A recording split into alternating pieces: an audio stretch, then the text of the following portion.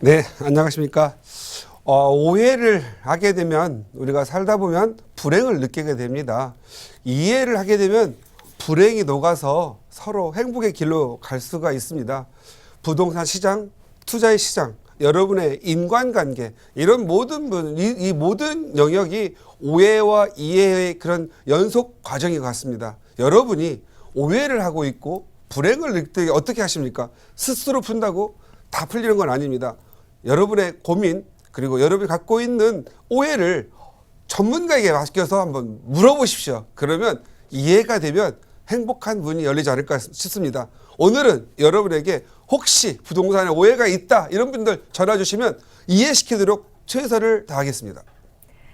네, 오해를 이해로 바꾸는 시간 오늘 이어가 보도록 하겠습니다. 또 이해와 이해가 만나면 사랑이 된다고 하죠. 자, 부동산 시장에서도 여러분과 함께 기분 좋은 이야기만 나눌 수 있도록 오늘도 저희 최선을 다할 텐데요. 방송 보시면서 궁금한 내용 생기신다면 서울지역번호 02-2638-3970번 바로 연락 주시거나 유료 100원의 상담 문자 샵 3989번 이용하시고요.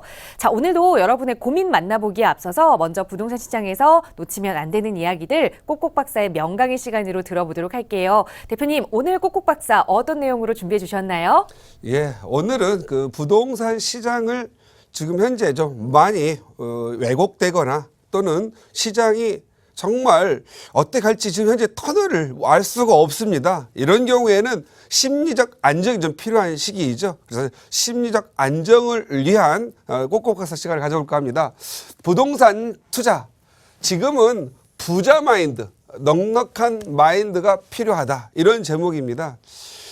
지금 우리가 이렇게 부동산을 이렇게 보다 보면 항상 수요와 공급에 이렇게 움직이면 얼마나 좋겠습니까? 그런데 부동산 시장이 수요와 공급이 만나는 이 가격선에서 항상 움직이게 돼 있죠. 이 움직이는 요인들은 어떤 개발, 어떤 또 선행되는 정보, 그 다음에 개발 호재, 그 다음에 사람들이 그 형성을 시키면서 선호도의 증가 뭐 이런 것들이 많이 만들어가면서 이 시장 가격이 수요와 공급이 또 좀 벗어난 가격들이 형성되기도 합니다. 어떤 데는 굉장히 괜찮은 지역인데도 가격이 공급이 없고 공급은 없는데 수요가 막 늘어남으로써 가격이 좀 올라가는 경우가 있고 어떤 데는 수요가 너무 없어서 떨어지는 경우가 있습니다.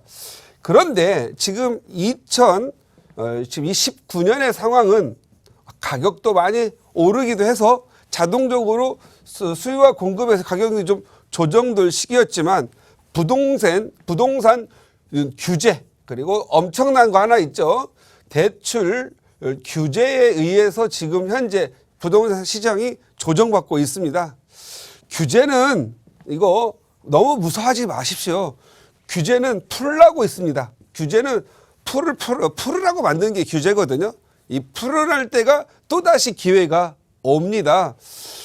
정부가 들어설 때마다 항상 어떤 때는 경제를 살리려고 하고 어떤 때는 또 과열된 걸 좀 조정을 하려고 하죠. 부동산 시장도 지금은 2019년, 지금 현재 2018년 9.13 조치 이후로 지금 꽁꽁 얼어붙은 규제에 의한 조정기입니다. 어떤 사람들은 폭락도 한다고 하겠지만 반드시 이 규제가 있으면 거래량이 떨어집니다. 거래량이 떨어지면 그만큼 또 가격이 좀 하락하는 보이는데 저는 반드시 조정은 있지만 커다란 큰 폭락은 없을 거라고 생각합니다. 하지만 어느 일정 부분 어느 특정 지역은 가격 형성도 안 되고 지속적으로 가격이 하락하고 집이 공실하는 지역도 있겠죠.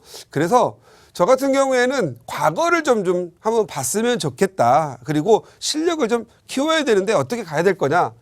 97년을 한번 가서 보시죠. 97년 IMF 끝나고 나서 기업들이 갖고 있는 부동산들을 모두 내놨습니다. 그리고 또 대출받아 있던 분들이 이거 뭐야 아무것도 몰랐던 국가의 어떤 그 재난 상태가 일어나 보니까 그냥 무조건 내다 팝니다.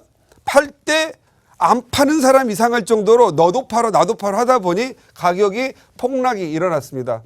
그런데 두 부류가 부동산에서 투자에 성공을 했죠. 첫 번째, 멋 모르고 그냥 아무런 이유도 뭔지 IMF가 뭔지도 모르고 그냥 보유하고 있던 사람. 그 사람은 그냥 나중에 가격이 폭등을 했죠. 그다음에 두 번째는 팔려고 해도 팔리지가 않았어요. 그래서 어쩔 수 없이 보유한 사람, 어쩔 수 없는 종이 있었죠. 그랬더니 가격이 폭등을 했죠. 세 번째는 돈을 좀 받으려고 했더니 돈을 안 주고 대물로 줬어요. 그냥 아파트로 준 거라든가 이런 거. 그리고 어쩔 수 없이 그냥 대물로 받은 거. 이런 것들이 있으면 가격이 폭등이 됐죠. 그리고 또 어떤 사람들은 아유 뭐 돈 현금 갖고 있으면 뭐해. 저거 생각보다 많이 떨어졌으니까 그냥 여러 개 사놓지. 이런 사람들은 거의 엄청난 부자가 되었죠. 그러면서 가격이 폭등을 했습니다. 보통 아파트 기준으로 한 3억 정도 하는 것들이 뭐 6억에서 15억까지 올랐던 시기가 있죠. 이때 손해본 사람이 누굴까요? 결국은 그냥 남들의 귀가 좀 얇아가지고 남들 판다고 하니까 무조건 팔아 제낀 분들, 이런 분들만 한숨을 쉬면서 4, 5년을 보내야 했습니다. 그리고 나서 다시 또 가격이 떨어졌죠. 떨어질 때 이때는 IMF 사태라든가 뭐 이런 거 있다 보니 가격이 많이 떨어졌습니다. 그런데 IMF 때 고민한 게 있었죠. 너무 판 사람들이 망하다 보니까 안 되겠구나. 적정한 선에서 정해가지고 팔 때는 팔고 좀 똘똘한 데는 갖고 가야 되겠구나. 그래서 조정을 받았죠. 그래서 재건축이라든가 이런 거 지지분하고 진행이 안 되는 데는 막 팔을 제끼고 하다 보면 폭락을 했고, 대부분의 서울 주요 공간들은 한 30% 정도 내리다가 다시 또 지금과 같은 호황기를 맞아서 가격이 폭등을 해서 오히려 뭐 10억, 15억 이런 것들이 뭐 7, 8억 오르고 5, 6억 하는 것들이 5억 정도가 올라서 또 한 10억이 됐는데, 과연 이 두 번째 1차, 2차 사태를 본 사람들이 과연 지금은 이런 규제기에 다 팔 거냐라고 생각을 해보면 고민을 좀 해야 되겠죠. 사람들은 그렇습니다. 어떤 분들은 양도세, 중과세가 평생 갈 거다라고 생각을 하고 있고, 분양가 상한제, 그 다음에 뭐 임대주택 하시는 분들은 뭐 8년 지나면 10년 지나면 다시 풀리겠지 하는 두 부류 이런 분들이 있어요. 누가 맞을까요?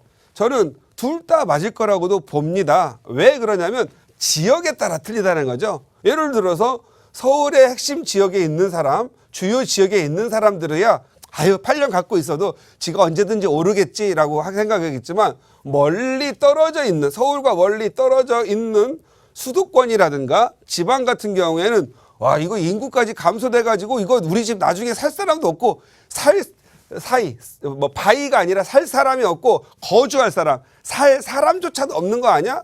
그거 맞는 경우가 있다 이런 거죠. 그래서 지금은 선별적으로 공부를 좀 해야 되는 시기고, 1차, 2차 이런 폭락기처럼 마구 내리지는 않는다라는 거죠. 어느 정도 올랐다라면 조정이 좀 들어가겠고, 또 급매물 나올 수 있겠죠. 왜? 자기가 두 채 가진 사람들 또는 일시적인 이주택자 이런 분들은 양도세에 비과세는 그런 부분들을 좀 누리고 다른 좀 투자를 좀 가볍게 하면서 좀 멀리 내다보는 투자를 하겠다, 갈아타라는 분들도 있겠죠. 그런데 양도세가 이미 세 채, 네 채 가진 분들 또는 두 채를 가졌지만 일시적인 이주택자에 대한 혜택이 넘어가가지고 3년 또는 거주권 무채역에서 이미 양도세를 내야 하는 분들은 그냥 강력하게 보관하죠. 그래서 강력하게 어떻게 보면은 팔지 않고 그냥 유지하려고 하는 그런 것들이 좀 있지 않을까 싶습니다. 그래서 저는 이런 분들을 좀 봐야 될 것 같아요. 많이 오른 지역에서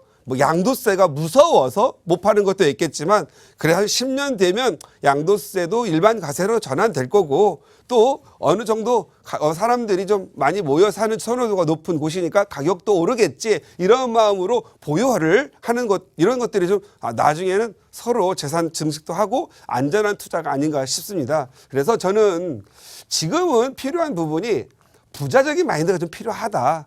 아무래도 부자가 되고 양도세 이미 뭐 낼 거 다 내야 된다고 뭐 재산들이 내야 될 정도면 세월이 가면 오르겠지 하고 그냥 이게 보유하면, 사람들이 보유할 지역 그리고 선호도가 높은 지역이라면 가격이 오를 수밖에 없지 않겠냐, 이렇게 좀 편안한 마음 가져가는 게 좋고, 이럴 때는 넉넉한 마인드도 좀 필요한 것 같아요. 넉넉한 마인드는 뭐냐면 조바심, 안 팔리니까 막 어떻게든 팔아야지 막 물불 안 가리고 막 여기저기 공인중개사님 다 돌아다니면서 팔아달라고 하다 보면 안 팔리면 초조하죠.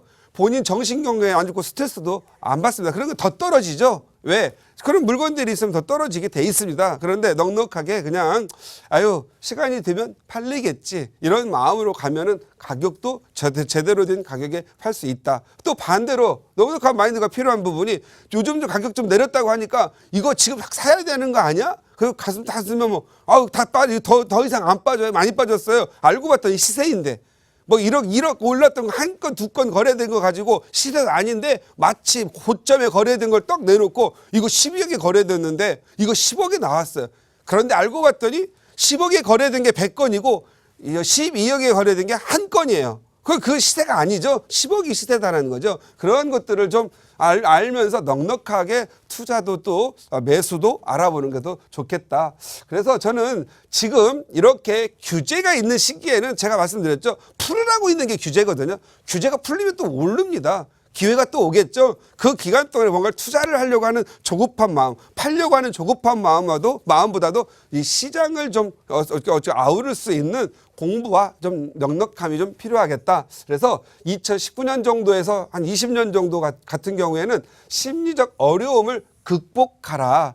내가 집이 없다고 막 사야 되는 그러한 서두름보다는 좀 기다리면 조금 좀 기다리면 내가 원하는 매물이 나올 거다. 그리고 또 기다려보면 대출 규제 풀리겠지. 대출 규제 풀릴까 안 풀릴까요?